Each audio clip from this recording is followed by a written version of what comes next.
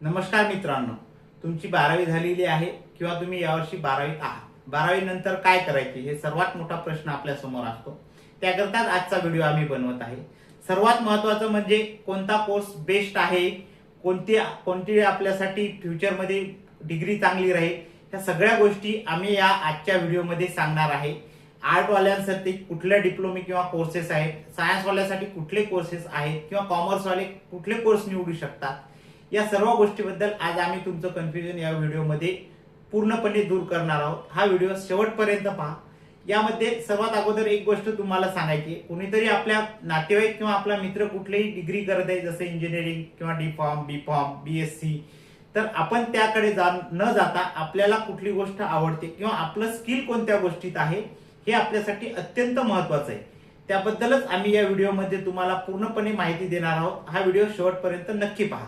सर्वात आधी हे समजून घ्या मित्रांनो, सर्वात मोठी चूक विद्यार्थी इथे करतात की आपला मित्र कोर्स घेत आहे म्हणून घेतात, किंवा दुसरी गोष्ट या डिप्लोमाला जास्त स्कोप आहे म्हणून घेतात, किंवा कोणीतरी सांगितलं म्हणून ते कोर्स किंवा डिग्री किंवा डिप्लोमा घेतात.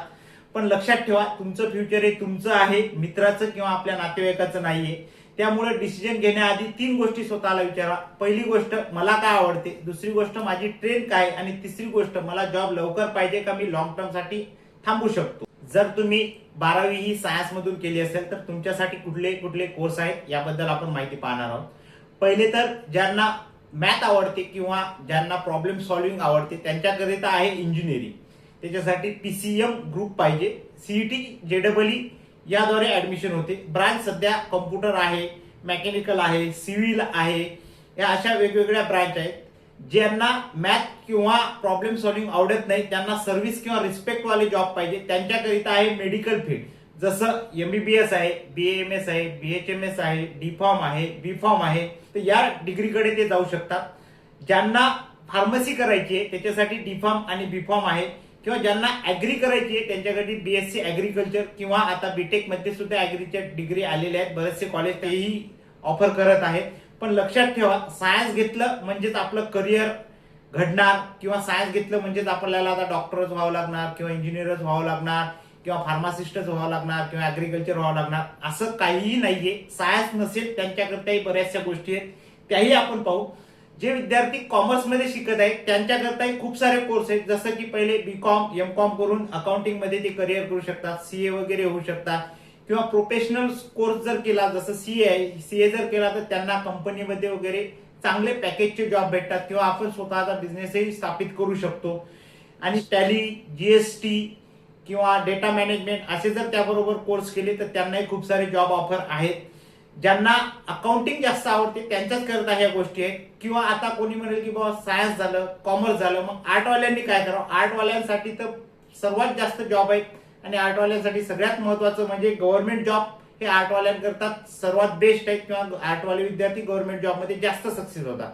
आर्टवाल्याकरता बीए करून, एमए करून, बीएड करू शकतात, शिक्षकाचा जॉब आहे, किंवा पोलीस भरती, आर्मी, एमपीएससी, युपीएससी अशा वेगवेगळ्या भरत्या मारू शकतात.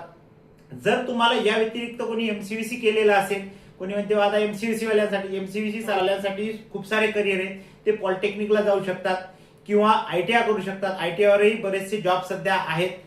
जॉब जर आपल्याला पाहिजे असेल तर सर्वात महत्वाचं सध्याच्या काळामध्ये आपल्याला आपली स्किल वाढवावं लागेल.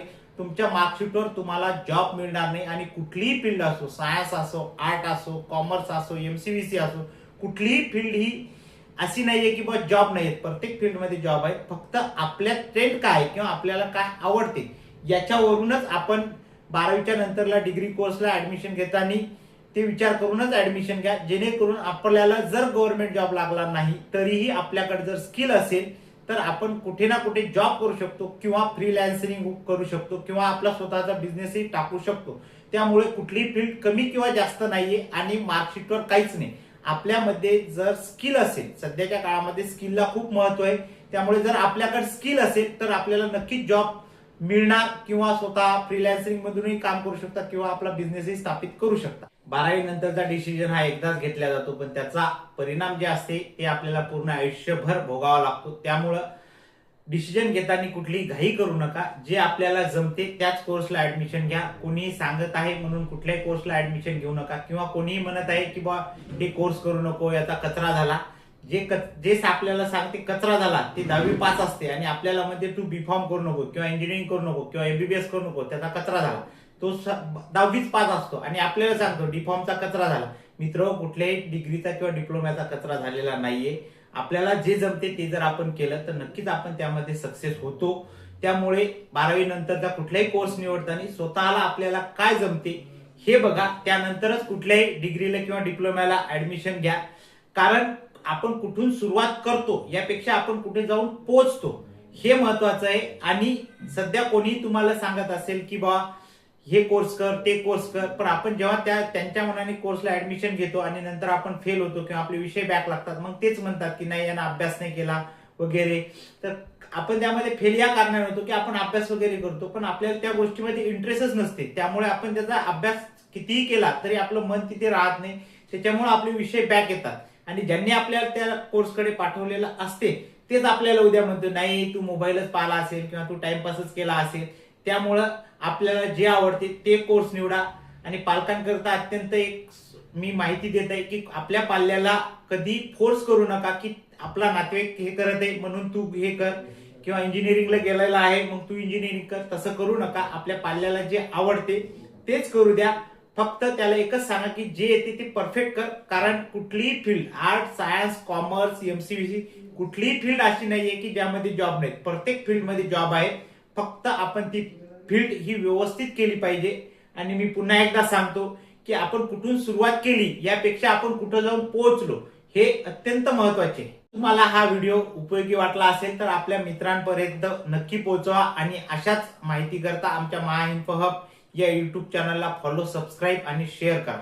महाइन्फो हबला सबस्क्राईब नक्की करा. कारण आम्ही इथे देतो करिअर गाईडलाईन, CET माहिती आणि गव्हर्नमेंट स्कीम बद्दल माहिती. धन्यवाद.